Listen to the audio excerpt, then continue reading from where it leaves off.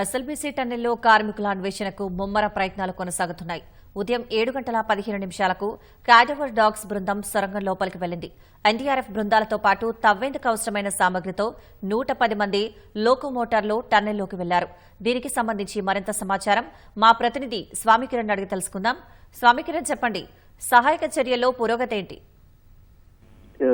14వ రోజు ఎస్ఎల్బీసీ సొరంగ మార్గంలో సహాయ చర్యలు ముమ్మరంగా కొనసాగుతున్నాయి. గత నెల 22వ తేదీ శనివారం ఉదయం 8:30 గంటల ప్రాంతంలో ఎస్ఎల్బీసీ సొరంగ మార్గంలో ఈ ప్రమాదం జరిగింది. అయితే అప్పటి నుంచి ఇప్పటి వరకు కూడా ఎన్నో రకాల సహాయ చర్యలు, అంటే అక్కడ లోపల ఉన్న వారిని గుర్తించడానికి ఎన్నో రకాల ప్రయత్నాలు చేశారు. ఎన్డీఆర్ఐ ద్వారా రాడార్ సర్వే నిర్వహించారు.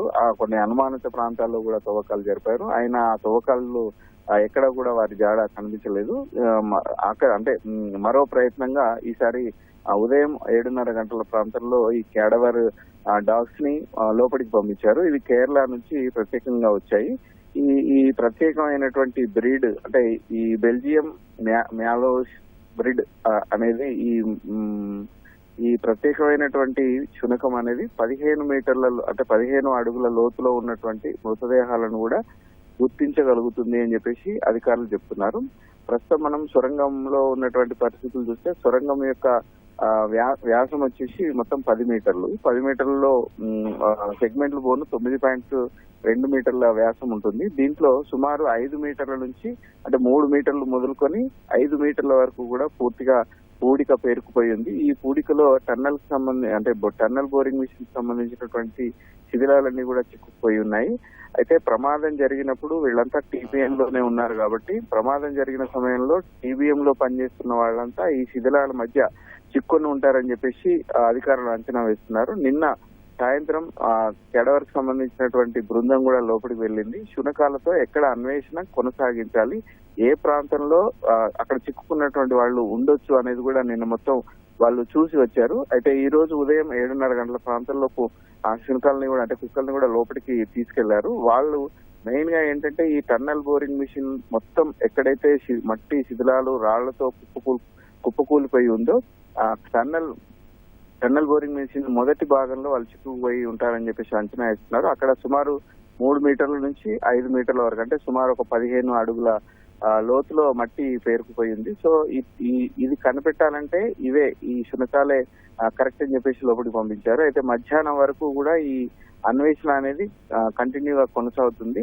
8 మందిని గుర్తించాలి కాబట్టి ఈ 8 మంది ఏ ప్రాంతాల్లో ఉంటారు, టన్నల్ బోరింగ్ మిషన్ లో పనిచేస్తున్నప్పుడు ఏ ప్రాంతాల్లో ఉంటారు, ప్రమాదం జరిగినప్పుడు వాళ్ళు ఎక్కడికి వెళ్లి ఉండొచ్చు, ఏ పాయింట్ లో వాళ్ళు చిక్కుకొని ఉండొచ్చు అనేది కూడా నిన్న టన్నల్ బోరింగ్ మిషన్ నమూనాలో వాళ్ళు ఒక అంచనాకు వచ్చారు. సో ఆ పాయింట్లలో ఈ రోజు 2 కుక్కలతో మొత్తం టోటల్ అక్కడ అన్వేషణ కొనసాగుతుంది. ఏవైతే పాయింట్స్ వాళ్ళు సూచిస్తారో అక్కడ వాటిని పాయింట్అవుట్ చేసుకుని అక్కడ తవ్వకాలు జరపనున్నారు. గతంలో కూడా ఎన్డీఆర్ఐ రాడార్ సర్వే ద్వారా మొత్తం 47 భాగాలుగా విభజించి 8 స్పాట్లు సూచించింది, కానీ అక్కడ ఫలితం రాలేదు. ఈసారి దీని ద్వారానైనా ఫలితం వస్తుందని చెప్పేసి అధికారులు ఆశాభావంతో ఉన్నారు. మధ్యాహ్నం 2:30 కల్లా ఈ కేడవర్ డాగ్స్ బయటికి వస్తాయి. ఈ లోపు ఆ పాయింట్స్ అన్ని గుర్తించిన తర్వాత తవ్వకాలు జరుపుతారు. తవ్వకాలు జరిపిన తర్వాత వాళ్ళ జాడ తెలిసేటువంటి అవకాశం ఉంది. దీంతో పాటు ఇతర సహాయ చర్యలు కూడా కొనసాగుతున్నాయి. డీవాటరింగ్ అనేది రెగ్యులర్ గా కొనసాగుతుంది.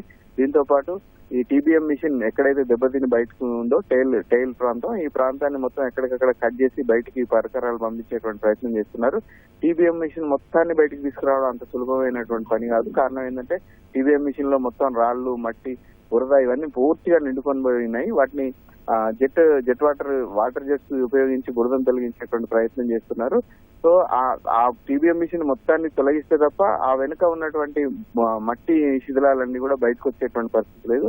ప్రత్యామ్నాయంగా ఈ కన్వేయర్ బెల్ట్ ను కూడా పునరుద్ధరించే ప్రయత్నం చేస్తున్నారు, కానీ ఇంతవరకు పూర్తి స్థాయిలో, అంటే మట్టిని పూడికను తరలించేటువంటి స్థాయిలో ఇప్పటికీ కన్వేయర్ బెల్ట్ అందుబాటులోకి రాలేదు. 2 సార్లు పరీక్షించారు. అంటే మొదటి ప్రాంతం మొత్తం 3 భాగాలుగా ఉంటుంది. సో 3 భాగాల్లో 2 భాగాలని పరీక్షించారు, కానీ చివరి ప్రాంతం ఎక్కడైతే ప్రమాదం జరిగిందో ఆ ప్రమాదం జరిగిన చోట కన్వేయర్ బెల్ట్ అందుబాటులోకి వస్తే శిథిలాలను ఈజీగా బయటికి తీసేటువంటి అవకాశం ఉంటుంది. కానీ ఇది మామూలుగా లైట్ వెయిట్ ఉన్నటువంటి రాళ్లను, సిమెంట్ను అటువంటి వాటిని బయటకు తీసుకుంటుంది. కానీ మట్టి అనేది బయటకు వస్తుందా లేదా అనేది వీళ్ళు పరీక్షించాల్సి ఉంది. ఇటు కన్వేయర్ బెల్ట్, అటు తవ్వకాలు, ఇటు టీబీఎం మిషన్ కత్తిరింపు, ఈ విధంగా అన్వేషణ అనేది అంటే శిథిలాల తొలగింపు అనేది కొనసాగుతుంది. ఈ రోజు క్యాడవర్ డ్యాగ్స్ ద్వారా ఏమైనా ఫలితం ఉంటుందో లేదో అనేది వేచి చూడాల్సింది. ధన్యవాదాలు స్వామి కిరణ్.